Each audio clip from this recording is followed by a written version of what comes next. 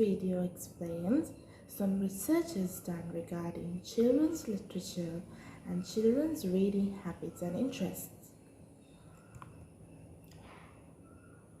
We will discuss about these three researchers, and they are research by Christina Clark and Amelia Foster of National Literacy Trust Britain, done in 2005.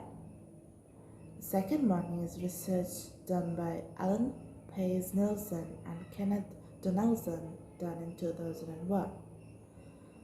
And the other research is research by Christine Hall and Martin Coles in 1999.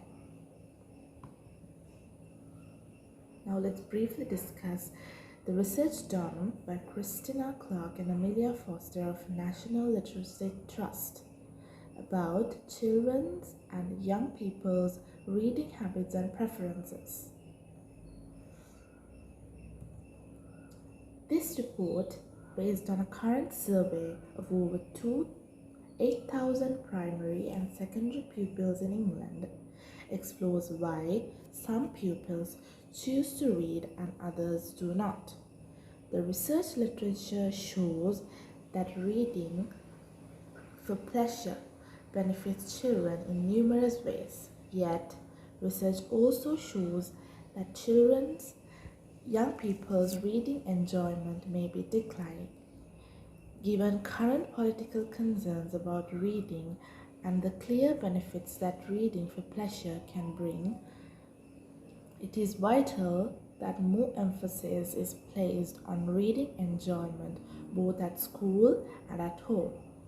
The National Literacy Trust therefore conducted a survey for Reading Connects in 2005 to collect evidences about children's and young people's reading preferences and reading behaviors with the aim of supporting parents, teachers, and other literacy professionals in promoting wider reading. There are a few key findings of this research. They are: half the sample of pupils said they enjoy reading either very much or quite a lot and rated themselves as proficient readers. The majority of pupils read every day or once or twice a week. Almost half of the sample believes that they were reading enough. A fifth of people stated that not only were they not reading enough, but they also would not want to read more. Pupils generally held positive attitudes towards reading, agreeing with statements that reading is important and disagreeing with statements that reading is boring, hard, or for girls rather than boys.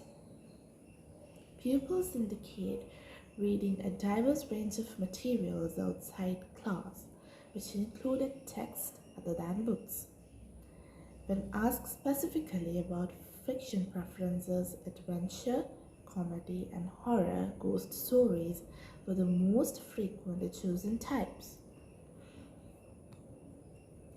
Most pupils read in the bedroom, followed by the classroom and the living room.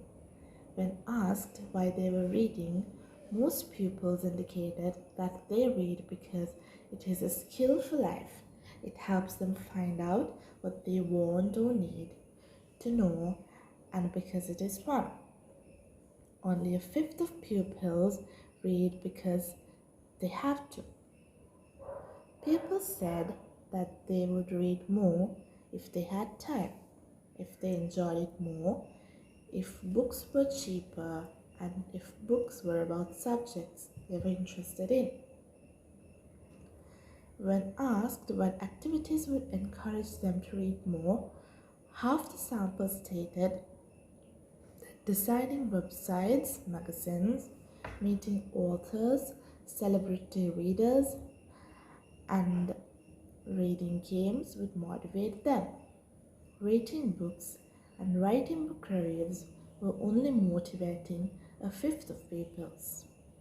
Over 80% of pupils reported that it was their mother who had taught them to read, followed by their teacher and their father. Almost half the pupils never or almost never talked with their family about what they were reading. Their mother, father, and friend were the top three people with whom pupils discussed their reading. Their mother, teacher, and father were also the most frequently cited reading partners. Pupils also believed that their mother spends more time reading than their father. A quarter of pupils reported that their father never spent any time reading. Pupils stated that their mother encourages them to read more frequently than their father. Finally, when asked who should teach them to read and who should encourage them to enjoy reading, the majority of pupils stated that this should be done by both the home and the school.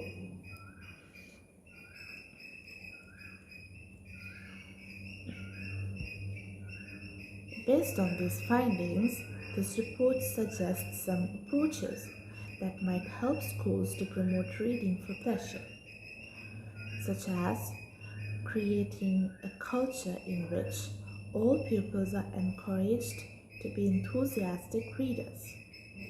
To support this goal, schools with effective approaches consult with students to learn of their interests and to ensure that the range of reading materials available in school reflects those interests. They recognize that a diverse range of reading materials will encourage students to read, for example, websites, comics, and magazines. They engage children in the planning and delivery of reading and library activities, offering them the opportunity to select and purchase reading materials for their use. Consider how to engage boys with reading.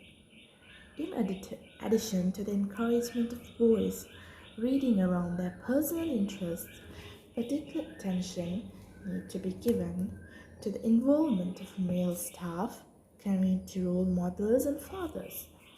The National Reading Campaign Initiative Reading Champions supports schools with this aim by sharing practices that involve boys in creating a reading culture. Consider how they can support parents in encouraging reading in the home. The role of the home is important for all children. Homeschool practices that successfully involve all parents in ways they value for strengthening involvement in their children's home and school reading needs to be shared between schools. Both Reading Connects and Reading Champions can support this work.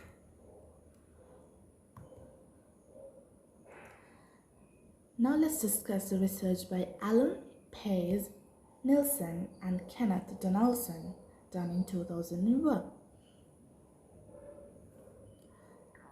Alan Pace Nilsson and Kenneth Donaldson provide the following characteristics of young adult literature that also match young adults' reading interests. The literature is written from the viewpoint of young people. The main characters frequently overcome problems without the help of their parents. The storylines are fast-paced. The literature includes a variety of genres and subjects.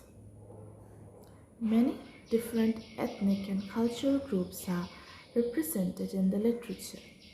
The books are usually optimistic and the characters make worthy accomplishments, and the books deal with emotions and problems that are important to young adults. Now let's discuss the research done by Christine Hall and Martin Coles done in 1999. A summary of children's reading choices by Christine Hall and Martin Coles provide an interesting list for discussion. They conclude children read fewer books as they grow older. In the Children's Reading Choices Survey, the average number of books read in a month prior to the survey was 2.52. Children at the ages 10, 12, and 14 are eclectic in their reading habits. Strongly plotted adventure stories are popular at all ages. 10-year-olds choose to read poetry, but interest in poetry declines with age. Most children respond positively when asked their views about reading. Younger children spend more of their leisure time reading than do old children. Children's response for books. Interests also are extremely important when developing literature programs.